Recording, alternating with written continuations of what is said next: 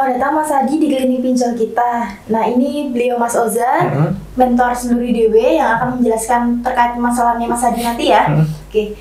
Yang udah dikirimin Mas Adi ke admin ini keluhannya Mas Adi ada keterlambatan bayar. Terus ada ancaman bahwa datanya akan dialihkan ke pihak ketiga dan kuasa hukum gitu ya. Bener banget. Soalnya kalau apa yang saya alami ini kemarin saya emang bener-bener telat bayar gitu Mas Mbak, karena emang kebutuhan saya banyak jadi saya telat bayar. Nah untuk kemarin, baru minggu kemarin saya dijapri sama DC dari pinjol, itu dia minta kalau untuk segera melunasi. Nah untuk melunasi secepat mungkin, kalau tidak data pribadi saya itu akan dikasih ke pihak ketiga, dan di pinjol ini juga mau ngasih apa, mau ngirim itu apa namanya, ya dia untuk mewakili perusahaannya untuk mengirim petugas dari pihak ketiga gitu ya? Dari pihak ketiga untuk mendatangin saya itu untuk segera melunasi, terus nanti pembayaran itu harus disegerakan gitu. Oke. Kalau dari Mas Adi yang paling dikhawatirkan apa Mas, di bagian mananya? Kalau yang dari saya, ancaman tadi itu? Kalau yang saya khawatirkan tuh yang jelas pertama data-data saya, kontak-kontak saya yang ada di nomor saya di kontak HP saya ini bisa kesebar, dan teman-teman saya yang dijapri sama pinjolnya. Jadi saya nggak enak juga sama teman-teman yang mereka nggak tahu apa-apa, itu bisa kesangkut paut karena masalah saya gitu. Oke, termasuk berarti tadi ya mengkhawatirkan masalah pihak ketiga gitu. Oke, kita satu-satu dulu ya Mas ya. Kalau dari yang pertama, masalah kekhawatiran pinjaman online akan menyebarkan tagihan ke kontak-kontak. Nah, jadi sebenarnya memang salah satu resiko terburuk yang sering terjadi di pinjaman online itu memang adalah hal tersebut. Karena pinjaman online itu bisa mengakses kontak kita, sehingga nanti akan terjadi penagihan di luar kontak darurat yang udah kita cantumkan, tapi ke kontak-kontak yang udah kita simpan gitu. Walaupun ini banyak terjadi di aplikasi yang ilegal sebetulnya. Kalau ilegal itu biasanya melakukan hal ini. Tapi di kasus di lapangan, memang pinjaman online yang resmi pun beberapa ada yang melakukan hal tersebut. Oke. Gitu. Jadi itu data-data yang saya miliki itu juga bisa dialihkan ke pihak ketiga tadi, yang sebenarnya yang ancaman awal kan saya tuh diancam bahwa data yang saya miliki itu diserahkan ke pihak ketiga. Jadi untuk kontak dan lain sebagainya itu juga bisa dialihkan ke pihak ketiga kah? Oke, kita bahas satu dulu ya. Yang tadi kita selesaikan dulu. Nah, yang masalah penyebaran itu tadi, pertama kita lihat faktanya di lapangan memang terjadi, khususnya di ilegal. Walaupun di legal juga ada juga gitu, dan itu adalah perbuatan yang melanggar hukum. Pinjaman online yang melanggar hukum ya, artinya mereka harusnya nggak boleh melakukan itu. Kalau misalnya terjadi, itu yang disebar itu sebetulnya bukan hal-hal privasi kita Mas, bukan hal-hal yang ada di handphone kita disebarkan ke kontak kita, itu enggak, tapi hanya sekedar kayak tolong sampaikan kepada atas nama Adi siapa itu ya, untuk segera melakukan pelunasan. Nah itu disebar ke kontak-kontak random, dan itu melanggar ya. Nah Mas Adi itu kalau misalnya sampai terjadi hal demikian, itu pertama langkah yang bisa diambil, bisa melaporkan itu ke kepolisian apabila perusahaannya ilegal. Karena itu adalah hal yang melanggar privasi gitu ya. Terus yang kedua, kalau dilakukan oleh aplikasi yang OJK gitu, yang diawasi OJK, Mas Adi bisa melaporkan tindakan tersebut ke OJK. Karena dari OJK-nya sendiri melarang gitu. Nah, nanti Mas Adi aplikasinya kan di admin udah mencantumkan apa aja ya. Kita pisahkan mana yang ilegal, mana yang OJK. Jadi bisa ngambil langkah kalau ilegal ke kepolisian, kalau OJK berarti ke OJK. Nah itu. Terus yang kedua, buat siap-siap ya Mas ya. Kalau misalnya kan kita nggak tahu, walaupun itu adalah hal yang dilarang, tapi kan bisa aja mereka nekat. Nyatanya di lapangan memang seperti itu gitu ya. Nah kita bisa mengkondisikan kontak-kontak kita, terutama relasi dekat kita, relasi kerja, keluarga. Misalnya apabila nanti mereka dapat ancaman atau penyebaran tersebut, biar mereka sudah siap karena kita sudah informasikan. Gitu. Jadi kita harus apa ya, istilahnya kita jaga-jaga dulu, ngasih Iya. tahu dulu sama teman-teman terdekat kita dulu bahwa nanti kalau ada pesan atau apa dari pinjol itu saya bisa, teman-teman jangan khawatir gitu ya. Jangan khawatir, jangan direspon dan sebagainya gitu. Itu silakan Mas Adi itu sampaikan ke teman-teman sesuai dengan kepentingan Mas Adi. Yang pertama, bisa jujur aja, teman-teman mohon maaf saya pakai pinjaman online karena keadaan terdesak, memang belum bisa membayar, jadi bukan teman-teman saya jadikan kontak darurat, tapi pinjaman online ini nakal, mereka mengakses kontak saya dan menyebarkan. Itu satu, kalau mau ngomong apa adanya. Terus yang kedua, boleh misalnya kalau Mas Adi memang ini kan adalah apa ya, namanya aib ya, yang nggak harus semua orang tahu semua permasalahan kita. Boleh kalau misalnya dengan alibi apapun, yang penting teman-teman tidak merespon, itu satu. Terus yang kedua, pertanyaan tadi masalah pihak ketiga gitu ya. Nah, pihak ketiga sendiri itu sebetulnya Mas Adi dan teman-teman semuanya, nah kita kadang terlalu terfokus dengan kata pihak ketiga. Jadi ketika misalnya dengar data Anda sudah kita serahkan ke pihak ketiga, itu kok kayaknya Kayak mengerikan banget. itu ya, pihak ketiga siapa sih gitu ya? Itu yang saya juga bingung juga Mas. Nah, pihak ini ketiga, pihak ketiga itu siapa sih? ya. Itu impact-nya ke saya apa gitu loh. Saya juga belum tahu. Nah, itu yang bikin saya ketakutan terbayang-bayang itu pihak ketiga gitu ya. So, Jadi apakah nanti akan impact-nya besar buat saya atau seperti apa itu gitu? iya, jadi kebiasaan DC memang seperti itu. Mereka sering menggunakan kosakata yang apa ya, yang terkesan asing, menakutkan. Kayak kalau kemarin kita bahas juga di konten sebelumnya di klinik pinjol yang pasien yang datang kita bahas somasi. Terus kita ada pihak ketiga, itu memang kalimat ancaman yang sering dilontarkan gitu ya. Padahal pihak ketiga kalau kita melihat dari makna katanya, artinya pihak ketiga adalah seseorang atau instansi ya yang di luar dari perjanjian gitu. Misalnya Mas Adi punya hutang ke saya.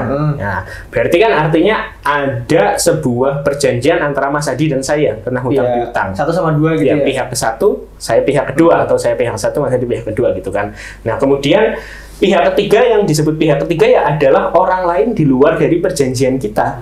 Jadi belum ada tertulisnya di perjanjian kita. Iya, nah seperti itu gitu. Nah, perjanjian kan antara kita aja. Nah, nanti pada saat penagihan Mas Adi belum bisa membayar hutang ke saya, nah saya menggunakan pihak ketiga si Hanifah misalnya untuk bantu. Hanifah tolong bantuin dong nagih hutang ke sana gitu kan. Nah, ini disebut pihak ketiga ya. Jadi dari pihak yang ngasih pinjaman uang ke saya itu dia juga bisa ngasih ke pihak ketiga gitu Mas, atau seperti apa itu? Sebetulnya kalau pinjaman online sendiri pun yang ngechat kan sekarang udah mulai ada keterlambatan ya. Yang chat Mas Adi, yang melakukan pengancaman, yang melakukan penagihan itu ya pihak ketiga.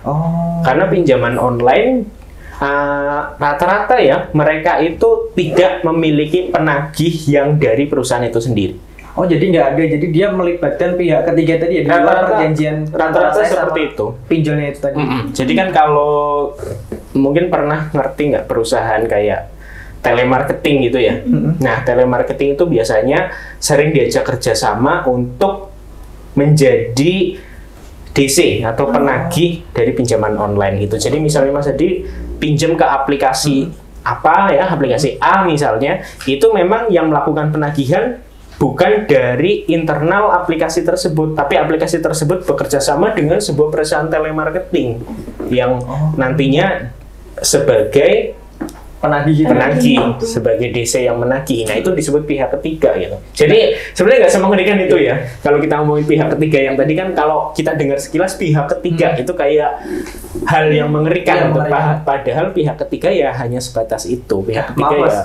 Untuk yang ini kan tadi pihak ketiga, tapi di perjanjian saya sama pinjolnya ya, itu kan nggak ada tuh pihak ketiga di dalam perjanjiannya. Nah, itu pihak ketiga ini boleh nggak sih ada di sini untuk ngejar-ngejar saya untuk bayar ke aplikasi pinjolnya ini? Oke.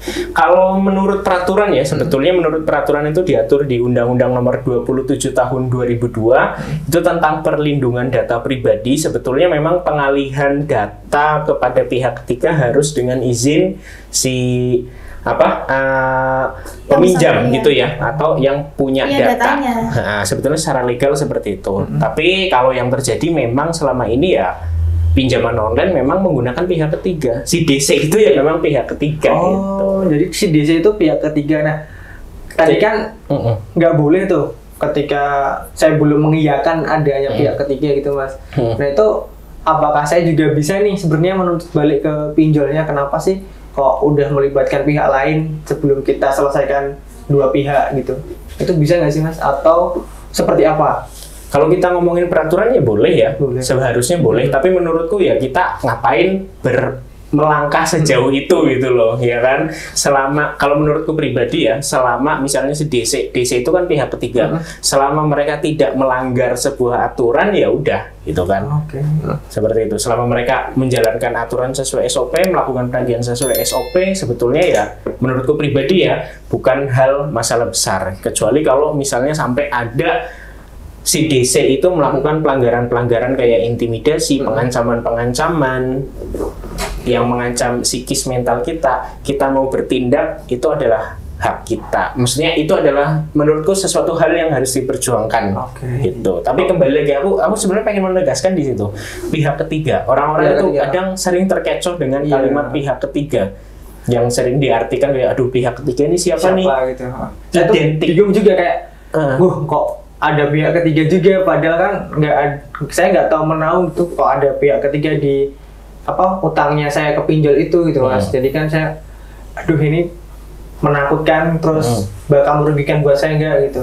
Identiknya gini, identiknya pihak ketiga itu biasanya identik disebut dengan petugas lapangan. Petugas lapangan. Maksudnya apa ya?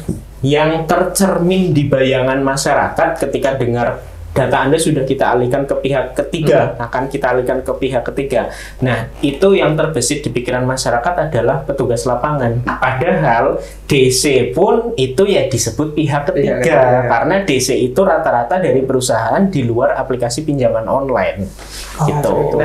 Jadi sekali lagi, selama mereka tidak melakukan pelanggaran, ya kita tidak bisa menuntut apapun gitu ya. Tapi kalau mereka melakukan pelanggaran dalam penagihan, baru kita boleh bertindak atau bisa bertindak. Contohnya satu, kalau yang tadi aku tegaskan lagi, kalau misalnya sampai ada mereka melakukan penyebaran data tagihan kita ke kontak-kontak Mas Adi, nah itu bisa dilaporkan gitu. Lapor ke OJK di 157, bisa melalui telepon maupun WhatsApp. Nah, itu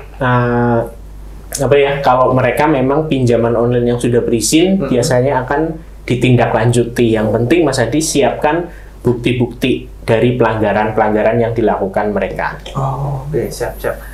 Mas, terima kasih sebelumnya. Tapi ada satu lagi nih, aku masih ini kan saya emang bener-bener belum bisa bayar gitu, belum bisa bayar. Nah, ketika saya ini belum bisa bayar, itu sebenarnya apa aja sih yang bisa saya lakuin gitu untuk menghalau DC yang terus menguber saya, atau dia yang terus meneror saya gitu? Apa yang bisa saya lakuin ketika saya itu belum bisa membayar secara lunas langsung gitu?